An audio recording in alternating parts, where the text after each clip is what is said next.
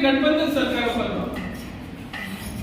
गठबंधन सरकार का मतलब होता है कि संसद के लोकसभा में किसी भी पार्टी को जब अगर पूर्ण बहुमत हासिल नहीं हो, तब जो सबसे बड़ी पार्टी आती है चुनाव में, जो सबसे बड़ी पार्टी जो मतलब जीत के आती है, और अगर वो दूसरी अन्य पार्टियों से जो उसकी विचारधारा की हो, उसके अगर समर्थन से अगर वो जोड़ तोड़ से सरकार बनाती है, तो उसको अपन क्या कहते हैं, गठबंधन सरकार।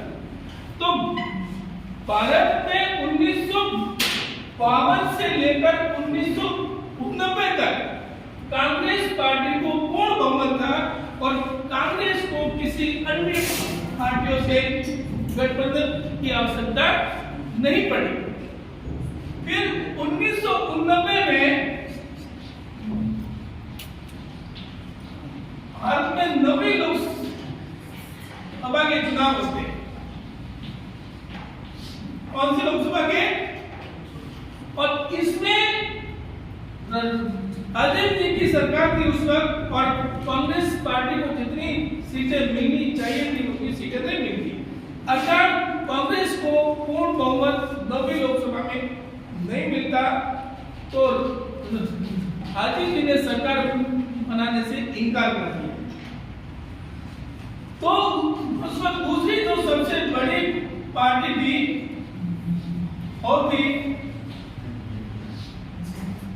जनता दल। कौन सी थी? तो जनता दल का नेता था उस वक्त विश्वनाथ प्रताप सिंह, या उसको वीपी सिंह की अपन कह सकते। जनता दल की जो सरकार बनी, उस सरकार को बोलते हैं राष्ट्रीय मोर्चा सरकार। उसको क्या बोलते हैं? राष्ट्रीय मोर्चा सरकार। और जनता दल को एक तो वामपंथी पार्टी और दूसरा था भाजपा ने, यानी कि बीजेपी ने समर्थन दिया। तो जो पहली भारत में जो गठबंधन सरकार बनी थी वो विश्वनाथ प्रताप सिंह यानी कि वीपी सिंह की बनी, और वो भी जनता दल। और उसको मतलब समर्थन देने वाले थे वामपंथी और भाजपा, दोनों विरोधी विचारधारा की जो पार्टियां ने उसको समर्थन दिया। और जनता दल की जो वीपी सिंह की सरकार से 1991 के अंदर भाजपा ने अपना समर्थन वापस ले लिया। फिर 1991 के अंदर जनता दल का नेता था जिसका नाम था चंद्रशेखर। चंद्रशेखर को कांग्रेस पार्टी के समर्थन से भी सरकार बनाई उन्होंने, और इनकी सरकार चली थी कितने माह? सिर्फ 4 महीने। ये भारत का पहला ऐसा प्रधानमंत्री रहा कौन? चंद्रशेखर, जिसको 15 अगस्त के दिन लाल किले से झंडा फहराने का अवसर नहीं मिला। तो दूसरी जो गठबंधन सरकार बनी वो थी चंद्रशेखर की। फिर 1991 में चुनाव होते हैं 10वीं लोकसभा में, और इसमें भी किसी भी पार्टी को पूर्ण बहुमत नहीं मिलता है, लेकिन कांग्रेस को सर्वाधिक सीटें मिल जाती है। और कांग्रेस को डीएमके, कौन सी पार्टी? डीएमके जो आती है तमिलनाडु की पार्टी है, इसके समर्थन से वो था उस पर प्रवीण नरसिम्हा राव। कौन थे? प्रवीण नरसिम्हा राव भारत के अल्पमत की सरकार के प्रधानमंत्री बने, जो 1991 से लेकर के 1996 तक वो इंडिया के प्राइम मिनिस्टर रहे। फिर 1996 में चुनाव होते हैं और पार्टी बन के आती है, लेकिन बीजेपी के पास में पूर्ण बहुमत नहीं होने से तत्कालीन वाजपेयी साहब को मात्र 13 दिनों, कितने दिनों में, 13 दिनों में उनको अपने पद से इस्तीफा देना पड़ता है, क्योंकि भाजपा के साथ में कोई पार्टी गठबंधन करना नहीं चाहती। फिर 1996 में इसी जनता दल का नेता था, उसका नाम था एच.डी. देवे गौड़ा, और एच.डी. देवे गौड़ा को कांग्रेस के समर्थन से वो मतलब कि एक सरकार बनाते हैं।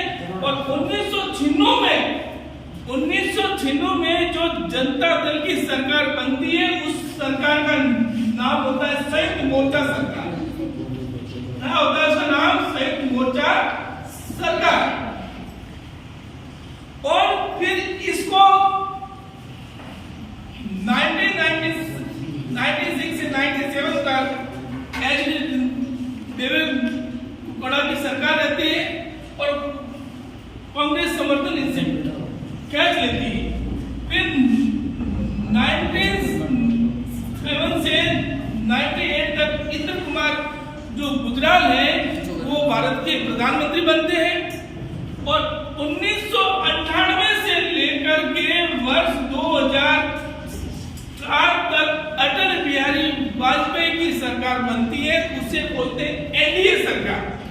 उसको बोलते हैं क्या? एनडीए सरकार का मतलब होता है राष्ट्रीय जनतांत्रिक गठबंधन सरकार। फिर 2004 में चुनाव होते हैं और इस बार आ जाती है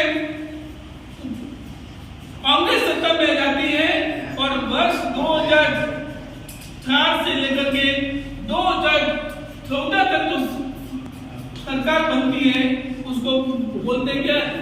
यूपीए सरकार। इसका मतलब होता है संयुक्त प्रगतिशील गठबंधन सरकार।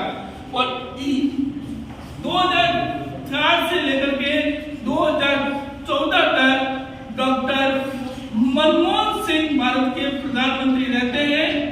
और ये इस प्रकार से 1989 से लेकर के 2014 तक भारत में गठबंधन सरकारों का दौर रहता है। और फिर 2014 में चुनाव होते हैं और बीजेपी को पहली बार अंत में फिर से एक पूर्ण बहुमत की सरकार बनती है और बीजेपी को मिलती इसमें सीटें 282। और किसी भी सरकार को पूर्ण बहुमत के लिए 272 सीटों की आवश्यकता होती है। तो हमने आज इसमें देखा गठबंधन सरकारों का दौर, और इसको आप अच्छे ढंग से देखना और समझना, और इस वीडियो को अधिक से अधिक शेयर करना और लाइक करना।